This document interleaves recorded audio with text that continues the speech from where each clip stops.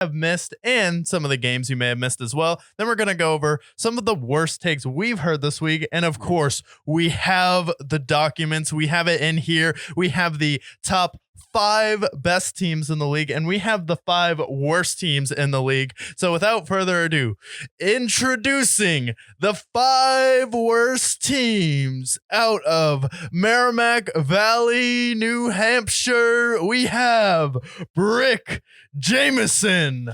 And I'm back like a bad rash as we know it. Christmas time is over and we look upon to the new year. Yet the same stories must remain for these 5 teams that are terrible. But first, as we do every week, we're going to go over the teams that are spared. And there is just one on this list this week because they did us all a favor for a team that will soon be on this list again. That is the New England Patriots. They are spared. And I know I once said I never thought I would spare them again, but you know what they did the last couple of weeks? They beat the Steelers, giving them an opportunity to get rid of this winning season nonsense in Pittsburgh and showing them, no, Pittsburgh, you are not a playoff team, bouncing them out of the playoff race.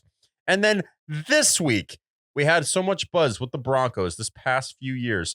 Oh my God, they started off so poorly, and now they're back, and they're one of the hottest teams in football. Patriots said, nope, zap, zap, zap, Bailey Zapp, he's going to knock you out of the playoff race, moving them to 7-8.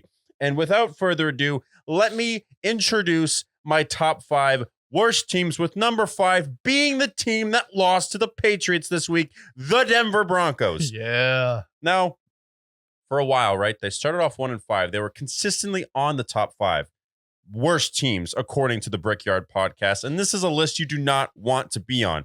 So the Broncos, they went out and rallied. They won 5 straight games. They went to 6-5. And they said, oh boy, here we are back in the playoff race with a chance to win the division. And then, as the Broncos do, collapsed in Charger fashion, back like they never left, losing 3 of the last 4 games. And what does this entail? Getting annihilated by the Lions, losing to the lowly Patriots, who want to have Caleb Williams, and then falling flat on their face again at 7-8. The Broncos, you are back on this list. Can you restore it next week and move off of this list? I don't feel confident that you will. But you know what? At least you are not the Los Angeles Chargers, who I have here at number 4. The last 4 games have been the Patriots, where you scored 6 points and somehow won that game, a game you should not have won. The Broncos game, where you scored 7 points against the lowly Broncos, another team on the annual bottom 5 teams. You have the Raiders, who demolished you, embarrassed you, had you tuck your tails behind your leg and walk away with shame. And then you had this Bills game where you bounce back. Oh boy, no more Brandon Staley. A new changing of the guard for the Chargers. And just like the Chargers always do, losing in the last few seconds. So Chargers, you are at number 4. You have not changed. You must look in the mirror and change yourself.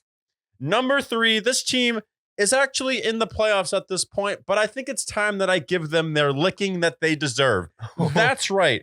You were 8-3. You were in the driver's seat with the chance to have the 1 seed in the AFC, and you have lost 4 straight games. And you haven't just lost those 4 straight games. You have gotten annihilated by the Ravens. You got annihilated by the Bucs this last week. The Jacksonville Jaguars are number 3 on this list right now.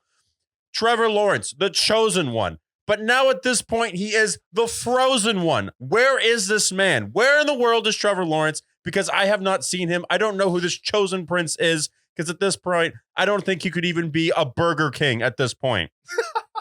The Jaguars, you can easily get off this list by beating the Panthers this week.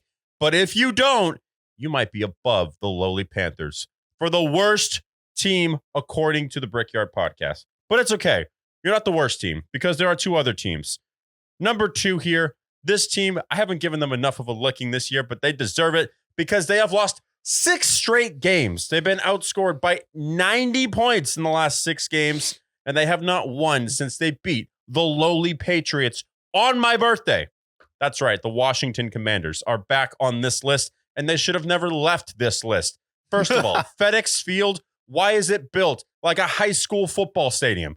You guys are a professional franchise. Why did you make your Jersey designs, like you're in the XFL. Why did you name your team after an XFL team?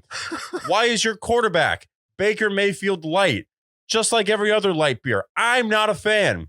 So the Commanders, you are the second worst team. But even though this team played better football this week, they are still the worst team because they are the Carolina Kitty Cats, a.k.a. the Carolina Panthers.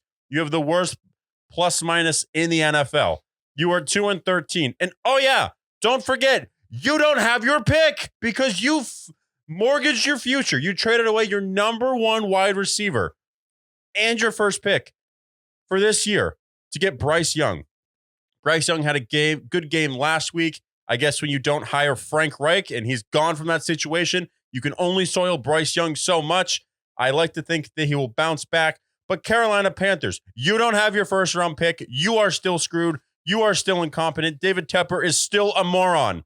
Therefore, you are still the worst team in the NFL, according to the Brickyard.